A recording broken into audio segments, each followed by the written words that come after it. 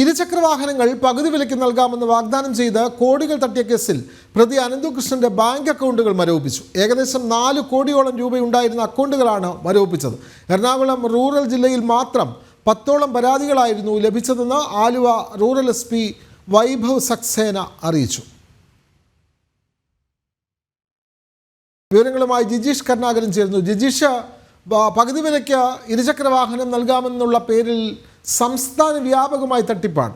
കണ്ണൂർ ജില്ലയിൽ പരാതിയുണ്ട്, ഇടുക്കി ജില്ലയിലുണ്ട്, ഇപ്പോൾ കൊച്ചിയിലും പരാതി ഉയരുന്നു. കൂടുതൽ വിവരങ്ങൾ. വിനോദ് പറഞ്ഞതുപോലെ സംസ്ഥാന വ്യാപകമായി നടന്ന വലിയൊരു തട്ടിപ്പാണ് പകുതി വിലയ്ക്ക് ഇരുചക്ര വാഹനങ്ങൾ, ഒപ്പം തന്നെ ലാപ്ടോപ്പുകളെല്ലാം നൽകാമെന്ന് പറഞ്ഞുകൊണ്ട് ആളുകളിൽ നിന്ന് ആദ്യം തന്നെ പണം ശേഖരിക്കുന്നു. ആ പകുതി പണം പിരിച്ചതിന് ശേഷം പിന്നീട് വാഗ്ദാനം ചെയ്ത ഇരുചക്ര വാഹനങ്ങളോ ലാപ്ടോപ്പുകളോ ഒന്നും തന്നെ നൽകാതെ ഈ സാമ്പത്തിക തട്ടിപ്പ്, അതിൽ പ്രധാനമായും ഈ അനന്തകൃഷ്ണനായിരുന്നു നേതൃത്വം നൽകിയത്. സംസ്ഥാനത്തിന്റെ പല ഭാഗങ്ങളിൽ, കോഴിക്കോട് ജില്ലയിലുണ്ട്, കണ്ണൂർ ജില്ലയിൽ 2000ഓളം പരാതികളാണ് ലഭിച്ചത്. ഇടുക്കിയിൽ നിന്ന് സമാനമായ പരാതികൾ ലഭിച്ചിട്ടുണ്ട്. 700ഓളം പരാതികളും ഇതുമായി ബന്ധപ്പെട്ട് വലിയ തോതിൽ തന്നെ എറണാകുളം ജില്ലയിൽ നിന്ന് മാത്രം ലഭിച്ചു. എറണാകുളം ജില്ലയിൽ പറവൂർ, ഒപ്പം തന്നെ മൂവാറ്റുപുഴ ഭാഗങ്ങളിൽ നിന്നാണ് ഇത്തരത്തിലുള്ള പരാതികൾ എല്ലാം തന്നെ ലഭിച്ചത്. 1000 കോടിയോളം രൂപയുടെ വലിയ സാമ്പത്തിക തട്ടിപ്പാണ് ഇതുമായി ബന്ധപ്പെട്ട് നടന്നത് എന്ന് പ്രാഥമികമായ അന്വേഷണത്തിൽ തന്നെ വ്യക്തമാവുകയും ചെയ്തു. കൂടുതൽ പരാതികൾ ലഭിക്കുകയും നിരവധി ഭാഗങ്ങളിൽ നിന്ന് കൂടുതൽ പരാതികൾ ഉയരുകയും ചെയ്ത സാഹചര്യത്തിലാണ് ഇയാളെ വീണ്ടും കസ്റ്റഡിയിൽ വാങ്ങി ചോദ്യം ചെയ്യുന്ന ഉൾപ്പെടെയുള്ള നടപടികളിലേക്ക് അന്വേഷണ സംഘം കടക്കാനൊരുങ്ങുകയാണ്. ഇതിനിടയിലാണ് അനന്തകൃഷ്ണന്റെ അക്കൗണ്ടുകൾ ഇപ്പോൾ പോലീസ് മരവിപ്പിച്ചിരിക്കുന്നത്.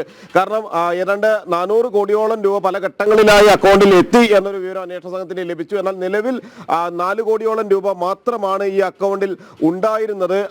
ആ പണമാണ് ഇപ്പോൾ മരവിപ്പിച്ചിരിക്കുന്നത്. ബാക്കി പണം എങ്ങോട്ട് പോയി, അല്ലെങ്കിൽ ഇത്തരത്തിൽ പിരിച്ചെടുത്ത കോടിക്കണക്കിന് രൂപ എവിടെയെല്ലാമാണ് നിക്ഷേപിച്ചിരിക്കുന്നത്, ഏതെല്ലാം അക്കൗണ്ടുകളിലേക്കാണ് മാറ്റിയിരിക്കുന്നത്, ബിനാമി ഇടപാടുകൾ എന്തെങ്കിലും നടത്തിയിട്ടുണ്ടോ എന്നതടക്കമുള്ള കാര്യങ്ങളാണ് പ്രധാനമായും പരിശോധിക്കുന്നത്. പ്രത്യേകിച്ച് ജനപ്രതിനിധികളെ അടക്കം കൃത്യമായി കബളിപ്പിച്ചുകൊണ്ടായിരുന്നു ഈ അനന്തകൃഷ്ണന്റെ തട്ടിപ്പുകളെല്ലാം തന്നെ നടന്നിരുന്നത്.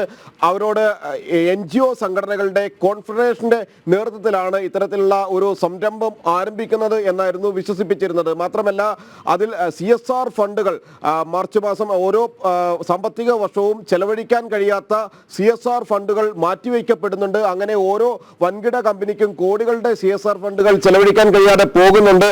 അത്തരത്തിൽ ചെലവഴിക്കപ്പെടാതെ പോകുന്ന CSR ഫണ്ടുകളാണ് ഇതിനായി ഉപയോഗിക്കുന്നത്. പകുതി വിലയ്ക്ക് ഇരുചക്ര വാഹനങ്ങൾ നൽകാൻ ഉപയോഗിക്കുന്നത്. ബാക്കി പണം നൽകുന്നത് CSR ഫണ്ടിൽ നിന്നാണ്. അവർ നൽകുന്ന ബൈക്കുകൾ നൽകാൻ കഴിയുന്നത് എന്നായിരുന്നു ആളുകളെ വിശ്വസിപ്പിച്ചിരുന്നത്.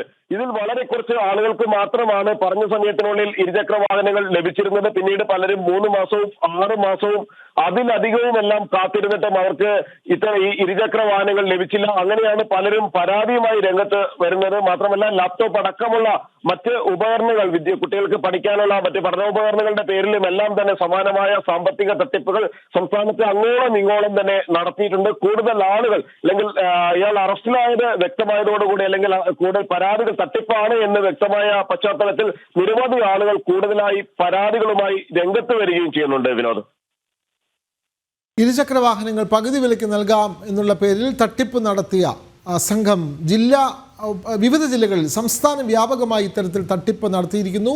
ഇയാളുടെ ബാങ്ക് അക്കൗണ്ടുകൾ പോലീസ് ഇപ്പോൾ ഫ്രീസ് ചെയ്തിട്ടുണ്ട്. കോടിക്കണക്കിന് രൂപയാണ് ഇത്തരത്തിൽ തട്ടിയെടുത്തത്.